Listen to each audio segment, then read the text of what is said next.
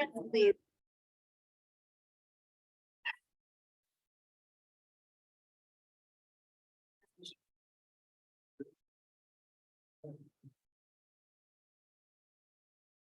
Okay.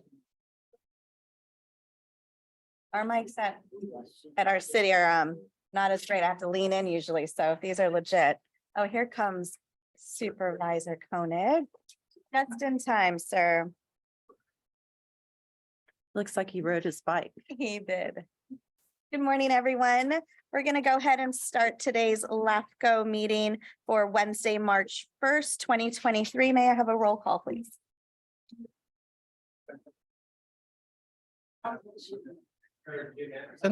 Here. Commissioner Roger Anderson. Here. Chair Yvette Brooks. Here. Commissioner Justin Cummings. Here. Commissioner Zach Friend, absent. Commissioner Rochelle Lather. Here, I was looking for my agenda. Commissioner Eduardo Montesino.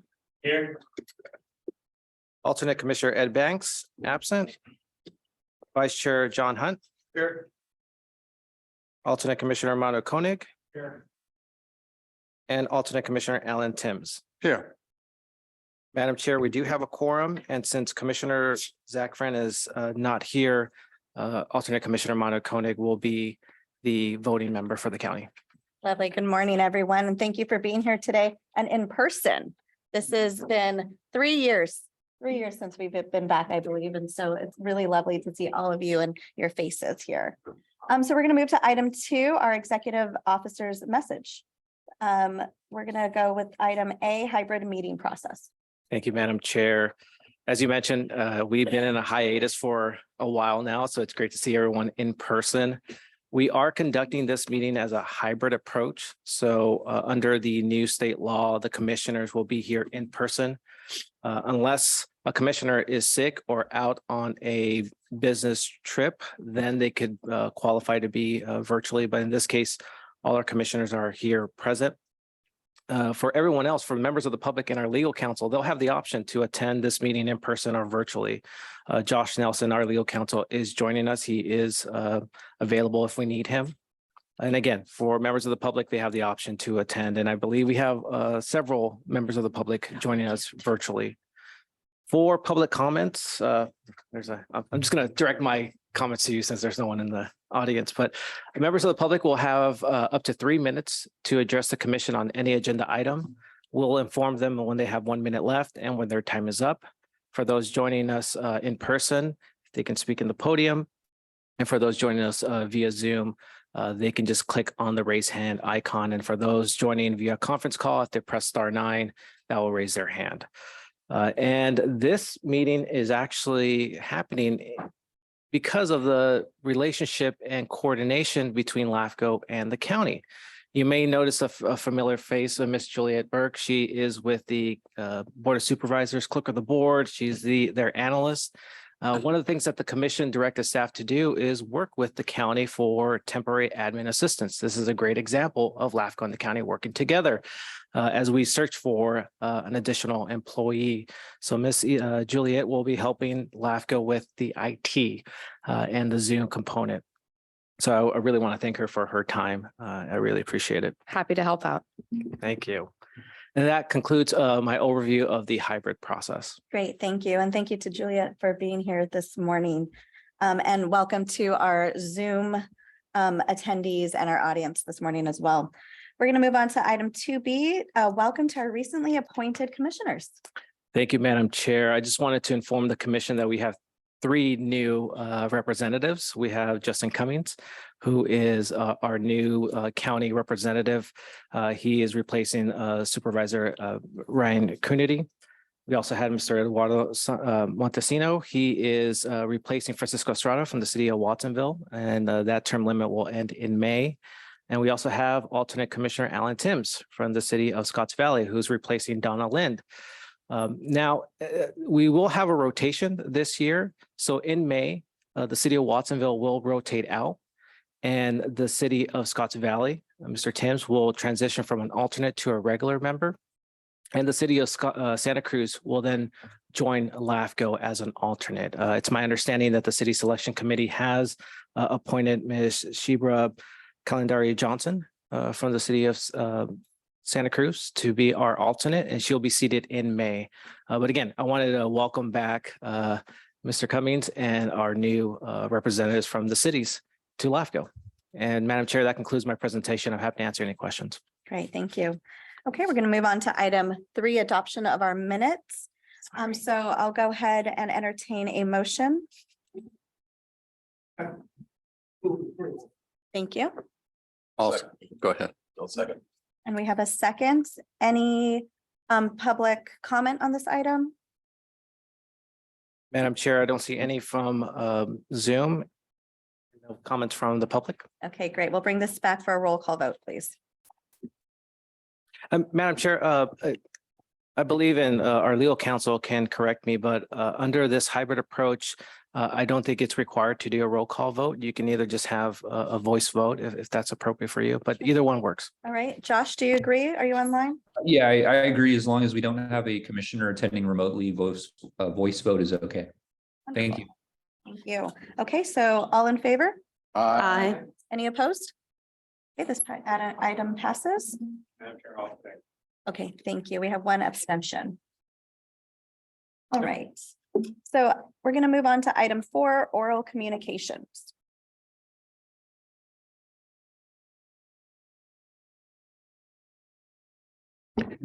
Thank you. Good morning, Commissioners. Becky Steinbruner. It's great to see you in person again. And thank you for having the hybrid availability. For those of us in the mountains, we often don't have internet connectivity. And in my case, I was completely without telephone service for over 30 days. So thank you. What I'd like to talk about 2 things. I heard mentioned from Mr. Serrano that the City Selection Committee chose who will serve as city representatives on the LAFCO. In the news recently in Lookout Santa Cruz, there was an excellent article, investigative journalism piece by Mr. Christopher Neely, pointing out that the County of Santa Cruz has been in violation for decades of the Brown Act regarding this committee and its operation and selections of appointees. They have never noticed their meetings publicly, which is required under the Brown Act. They met in secret, essentially, in restaurants. Only in February did the county change the I guess the bylaws, for lack of a better word, to require that the meetings be compliant with the Brown Act and that the meetings be posted publicly instead of being mailed to those on the committee. Nothing has ever been available on the county public website. And in fact, the committee met in January in violation of the Brown Act. And to redo that, which is the way to correct Brown Act violations, as you all know, you've been through this training, is you have to redo the action.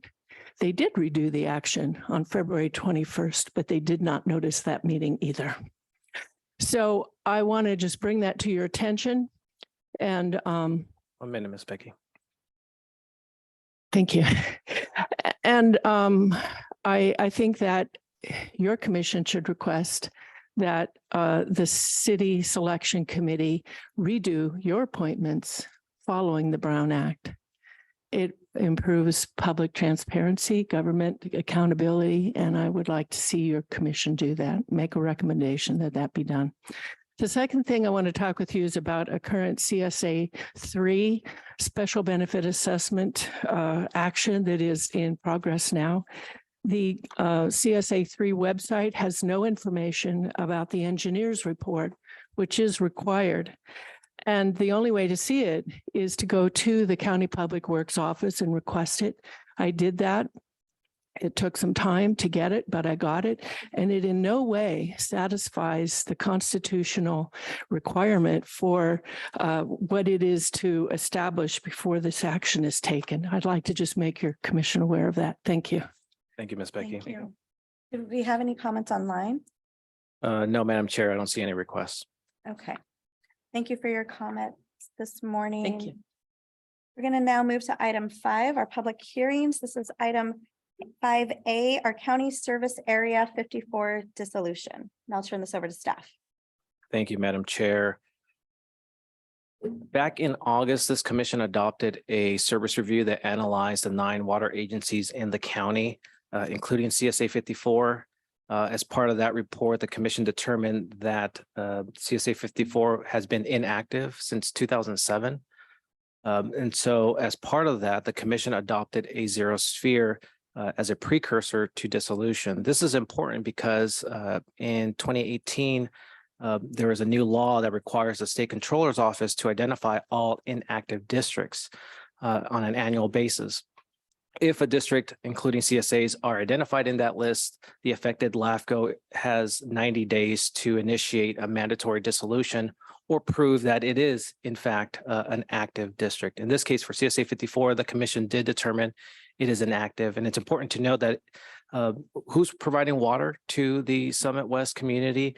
Back in 2007, the county transitioned services responsibilities to the Summit West Mutual Water Company. So that is the water provider for the community. Therefore, CSA 54 has been obsolete. That is why in January of this year, the commission adopted a resolution of initiation to begin the mandatory dissolution process under this new law, which is a streamlined approach. And while LAFCO completed the mandatory requirements, there is no requirement to do a public notice. That being said, staff did do a public notice. We did that 2 ways. One, we posted a public notice in the Sentinel, and staff also sent out the public notice to the 200 plus residents in the Summit community to ensure transparency of why this is happening, what's the purpose, and how does it affect the residents. And that public notice had frequently asked questions and answers so that the residents will understand why this is happening. That was sent out in early March. This past month, LAFCO did not receive any concerns or opposition from those affected residents. Therefore, staff is recommending that the commission adopt the draft resolution to formally dissolve CSA 54. And Madam Chair, with that concludes my presentation. I'd be happy to answer any questions. Commissioners, any questions? No? Okay, we'll take any comments or questions from the public. Madam Chair, I do not see any requests online or in person. All right, we'll bring this back to our commissioners for deliberation and a vote. I'll move recommended action. I'll second. Okay, we have a first and a second. All in favor? Aye. Any opposed? Seeing none, this item passes. Okay, we're going to move on to item. I scratched it out, so this is a next letter, but it's B. Monroe Avenue, Kathy Brunk, extraterritorial service agreement. Thank you, Madam Chair. In January, LAFCO staff received an application for an extraterritorial service agreement request involving a single parcel and the Santa Cruz County Sanitation District. The purpose of this ESA is to address a health and safety issue. The septic system for that parcel is failing, and that is a health and safety concern. So under Government Code Section 56-133, this landowner initiated the LAFCO process to be able to connect to the district's infrastructure. Now, as I mentioned, it's currently a septic system failure, and so that qualifies for an ESA. LAFCO staff did coordinate with the county and they do support this connection and this ESA. They indicated that they are capable and willing to provide services. They also submitted a will serve letter to the applicant and to LAFCO. ESAs, in the way staff interpretation is, it's a precursor to annexation, unless there's reasons that annexation cannot occur. In this case, annexation should occur because the parcel in question is immediately adjacent to the district's jurisdictional boundary and within the district sphere. The sphere indicates that LAFCO has identified the Santa Cruz Sanitation District as the most logical provider of sewer service to this property. So therefore, as part of this ESA request, staff is recommending that there is a condition that the landowner annex their property within a year. The landowner has agreed with that condition. I will note that this proposal does fulfill the requirements under the commission's policies and state law. Therefore, staff is recommending that the commission approve the draft resolution for this ESA with the condition that this parcel gets annexed within a year, so March of 2024. And Madam Chair, that concludes my presentation. I'd be happy to answer any questions. Commissioners, any questions? Do we do I public had first? No, we don't have to. Okay. Yeah. Yeah. just one. The can you serve letter for the Monroe Avenue seemed a little ambiguous, and it's not as direct as the one in item C where it pretty much said will serve. And they come from the same department. I don't know if that's, you had to read it and then has conditions and all this stuff, but the other one was a little more direct and saying, yes, we approve it, but then there's conditions. Right. Just a point. I do. Did environmental health recommend this? Because usually it comes from environmental health first, and I didn't hear about that. So we did coordinate with environmental health. They did not provide an additional documentation saying that they support this or encourage this, but the staff did coordinate with them. And that's why overall the county has supported the providing services, but they were, when it comes to the documentation of the actual failure, that's something that the landowner provided to staff rather than a letter from environmental health saying this is an issue. I have another one. What about the property next door? Since they're right next to each other and they're both on there, are you going to include that in the annexation? Great question. So in addition to this proposal, LAFCO staff is coordinated with Public Works on a larger scale annexation involving multiple parcels. And that's one of the questions that staff is asking of which of these parcels should be included in that larger annexation. They have identified several parcels. And so when we move closer to actually receiving an application, LAFCO staff will do an analysis to determine if an additional parcels can be included in that annexation. Yeah, because is that north, South Polo Drive over there? Somewhere I know that there's a lot of failing septics out there. And if you walk around the polo grounds after it rains, you know where they are. And LAFCO staff has received an uptick in inquiries from landowners after the heavy rains of failure. So this is something that we're going to see in the near future. So that's why I think it's great that the County Public Works is being proactive in identifying additional parcels to annex in one proposal. So that's something that staff will coordinate with them. Yeah, because that's right there. Okay, thanks. Any other questions? Please. Simple question before Al said, curious about what is the average age? How many no likely to fail, more or less the same. And that's a great question that LAFCO staff has not looked into on the average age of the septic systems, but that's something that staff can definitely look into. Yeah, the other thing is that unless somebody actually tries to replace their septic, they can continue to have failed septic for as long as they can possibly get away with it, you know? So, yeah, I'm sure most of them are failing out there. Well, here, but Okay, any other questions before moving to public comment? Okay, let's move to public comment. Any comments from our?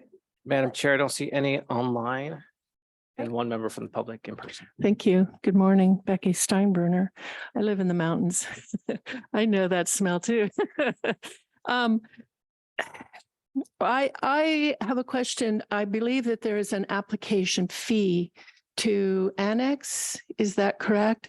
So I think that it would behoove LAFCO to reach out to all of the surrounding property owners and let them know that this action is being taken so that if they too have systems that may be failing or on the verge of failing, that they could all come in and it would not be a financial burden for the one that has come forward in a state of emergency. And I believe that that would be equitable for all of the property owners going forward with what the action is required within a year. I also think that it would be good to maybe send out a notice to all area property owners, because the county's new septic repair modus operandi is to require the very expensive advanced treated systems. And if people are aware of that, that might incentivize them to hop on this train while it's moving and get involved in the process early on. I believe that most of the soils up on that ridge are pretty sandy. So percolation rates in some areas may be different for some parcels rather than others, but it is a woodland area predominantly. I know people that live up in there. And I think that it would be a good action to, because with the county's RENA numbers, I don't know if Monroe Avenue is within the urban service line or not. Maybe that's something you can help me with.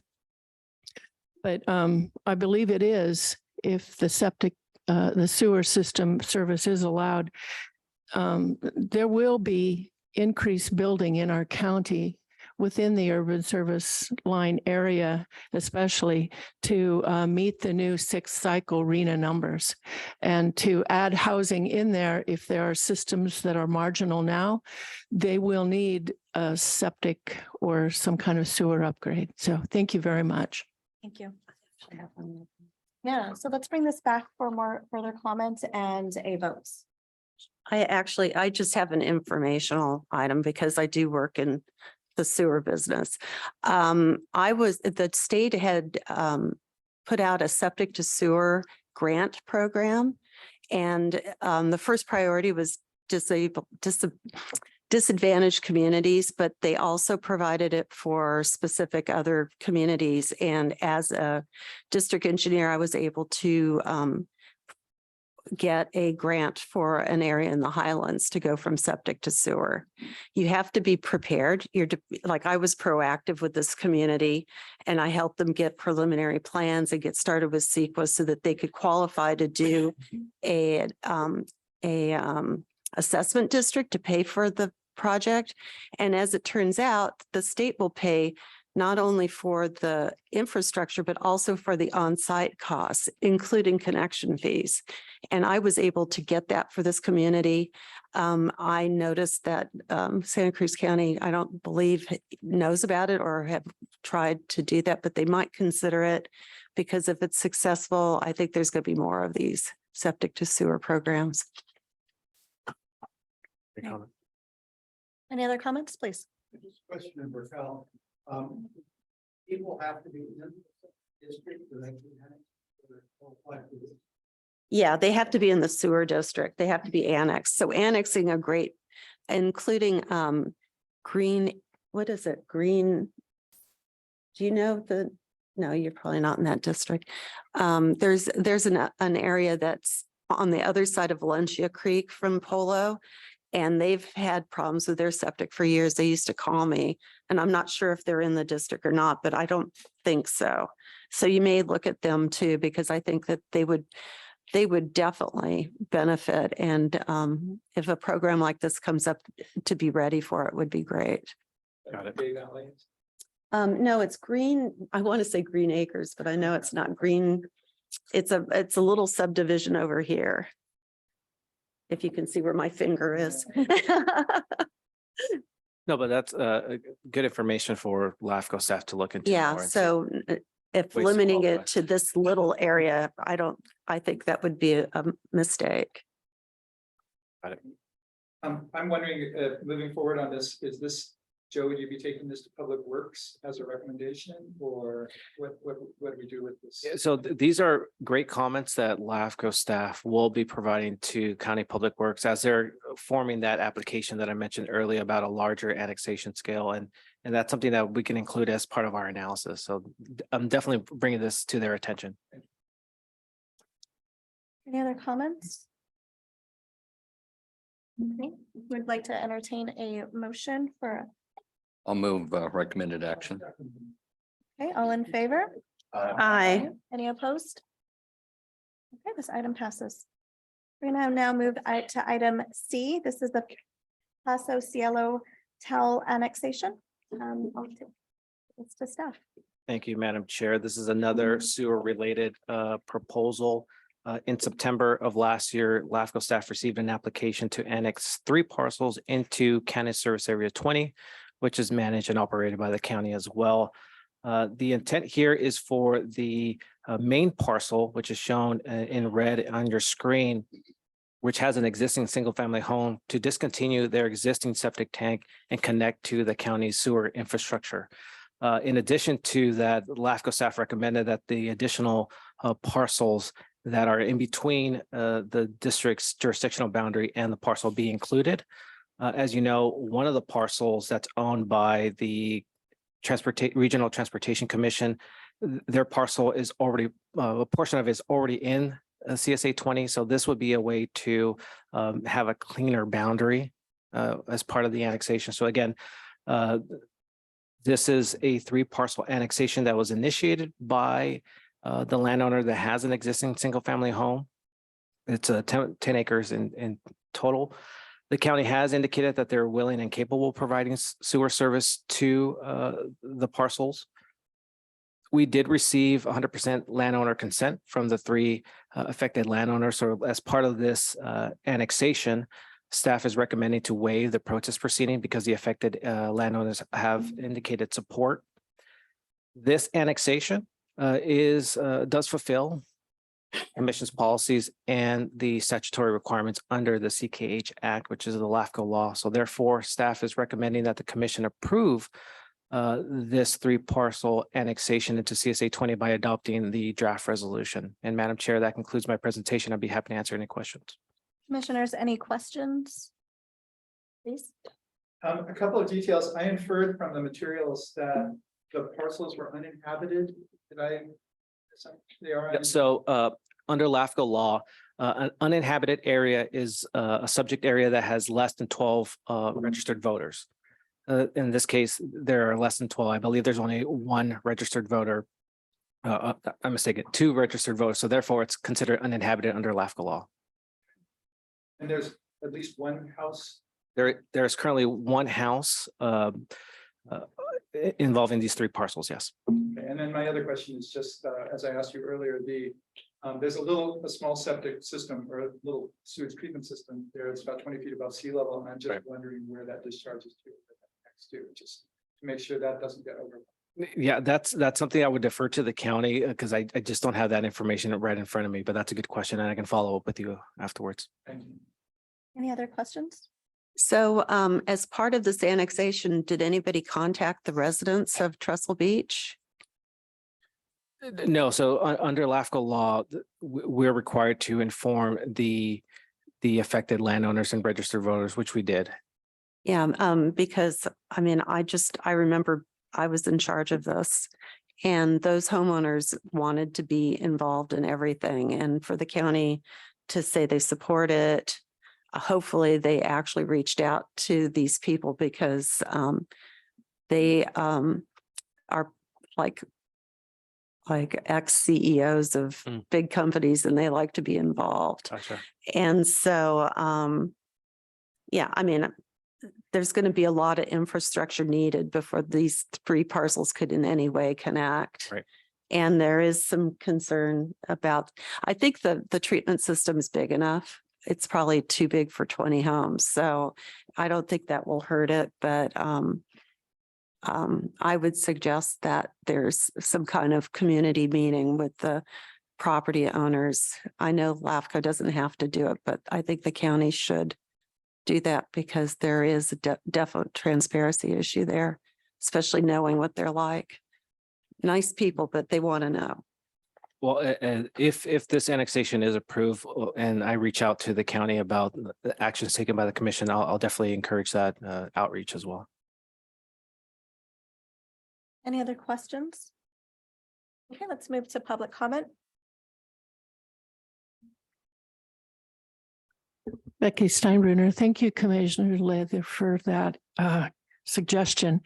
I attend County Board of Supervisor meetings quite regularly, and I remember in the recent past, within the past year, Trestle Beach has undergone a very large increase in their assessments, and it was to address problems and upgrades with their system. So I encourage you also to confirm with Public Works that the actual leadership of the CSA has been notified and is fully at the table.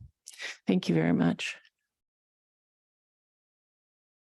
Madam Chair, I do not see any other requests from the public at this time. Okay, let's bring this back to the commissioners for further comment and a vote.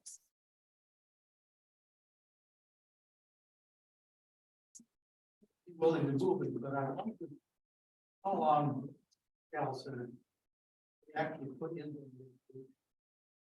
the county road will notify the surrounding county. We have a motion on the table with that additional language. Do we have a second? I'll second. We have a first and a second. All in favor? Aye. Any opposed? Okay, this item passes. Right, we're going to move to item 6 for other business. This is 6A, Independent Special District Selection Policy Update. Madam Chair, before we move forward, can I just get clarification on who's second the last item? Commissioner Cummings. Thank you, sir. Thank you very much. Thank you, Madam Chair. This item is simply to update one of our policies. As the commission is reminded, back in 2020, we reviewed and updated our existing policies. We have 20 in total, including the special district selection policy, which provides staff and the commission guidelines on how to appoint local representatives from the independent special districts on LAFCO. Since 2020, there has been some changes with the special districts. As you recall, Opal Cliffs Recreation District was dissolved last year. We also consolidated Aptos Selva and Central Fire. And more recently, state legislature created a new healthcare district for our county. So staff is simply requesting that the commission reflect those changes in our policy. Madam Chair, that concludes my presentation. But again, I'm recommending that the commission approve the draft resolution updating our policies to reflect those changes that recently occurred. And I'll be happy to answer any questions. Commissioners, any questions regarding this item? Any public comment on this item? Any online? Madam Chair, we do not see any requests at this time. Okay, let's bring this back for comments and a vote. I'll second. First and a second. All in favor? Aye. Any opposed? Right, item 6A passes. 6B, this is our 2023 meeting schedule with a June meeting date change. Thank you, Madam Chair. Last November, the commission adopted the meeting schedule for the 2023 calendar year. In January of this year, the commission also directed staff to revert back to in-person meetings. Staff was able to reserve the Board of Supervisors chambers for all the identified meeting dates, excluding the June meeting. Someone beat us to it. So I was able to reserve this chambers for June 14th. But again, I wanted to bring this to the commission's attention and get official approval to change our meeting date from June 7th to June 14th. Madam Chair, that concludes my presentation. I'd be happy to answer any questions. Anyone going to be in the Bahamas? No? Okay. Any other questions? Well, I have a question because our parking passes say specifically what dates they're good for. I was wondering why in the first place we did that, because we do have other meetings that we come here for. Great question. So when I coordinated with the county on the parking permits, they indicated there were new restrictions because there are limited parking spaces. So as part of the parking permits being provided to LAFCO, they referred to our adopted meeting schedule. And in that case, it showed June 7th. So what I can do is coordinate with the county to ensure that when we have a meeting on June 14th, no one gets a ticket. Yeah. But that's something that it was out of my control. I was just happy to get parking permits for the commissioners. It's like in our personnel committee meeting now, we have to try to find a 2-hour spot and, well, we would have to anyway, but if it goes over 2 hours, we're going to get a ticket. I'll coordinate with the county to make sure that doesn't happen. Any comment from the public? Any online? Okay, let's bring this back for a vote. I'll I'll second. We all need to be on the records. I like it. I like the sound. We have a first and a second. All in favor? Aye. Any opposed? Okay. Item 6C, this is our comprehensive quarterly report. This is our second quarter for fiscal year 22-23. Staff, this is your item. Thank you, Madam Chair. I just have a brief presentation as part of transparency and keeping the commission and the public aware of LAFCO staff's activities. Staff provides this quarterly report to identify what active proposals we have, what service reviews are scheduled for this year, what type of meetings or discussions LAFCO staff is having. So that is outlined in this report. I won't go into details. In addition to LAFCO's activities, this report also shows our budget performance. As of right now, we have exceeded our projected revenue amount, and we've incurred approximately 33% of our anticipated expenses. So we are, again, we run a conservative, lean budget, and that's something that is by design. And I don't see any concerns with our budget or with LAFCO's workload. But again, this is just something to keep the commission and the public aware of what LAFCO staff is currently working on. And Madam Chair, that concludes my presentation. I'd be happy to answer any questions. Any questions for Mr. Serrano? No? Any questions from the public?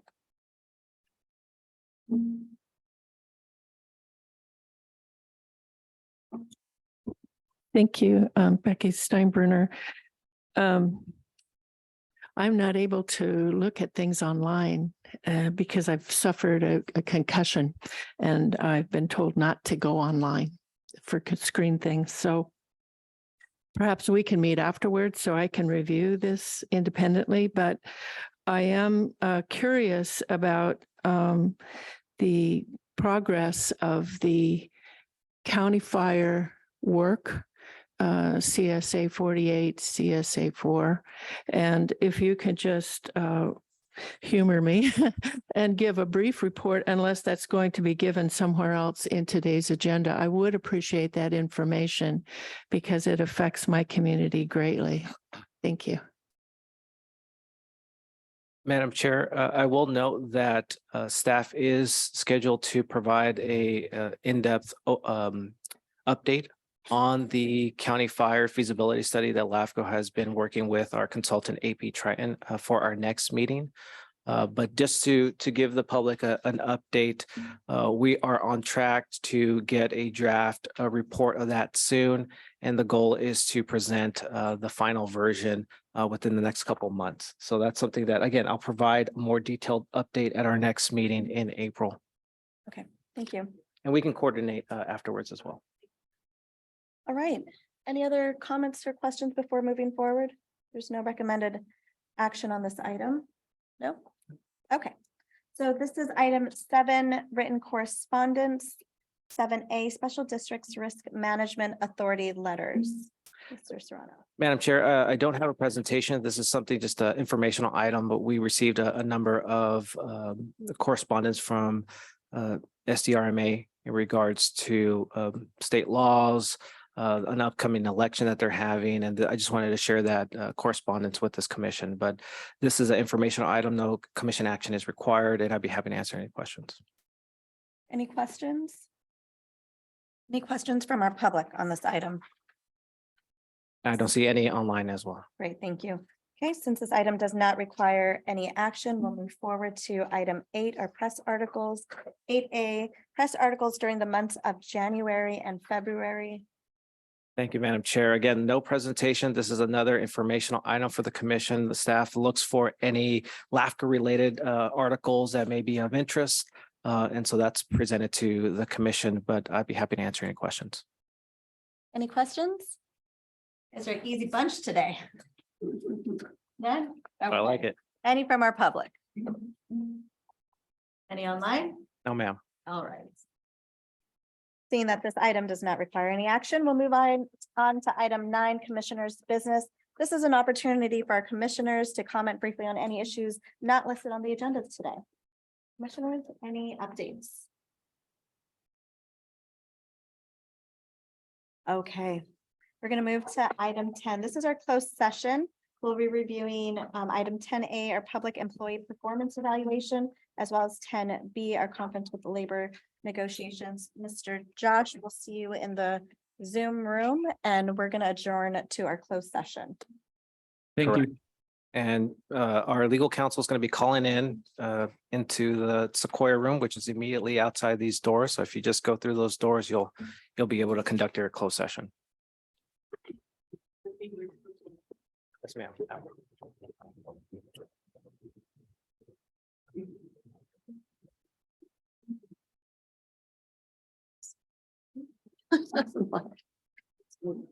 I've never paused. Paranoid.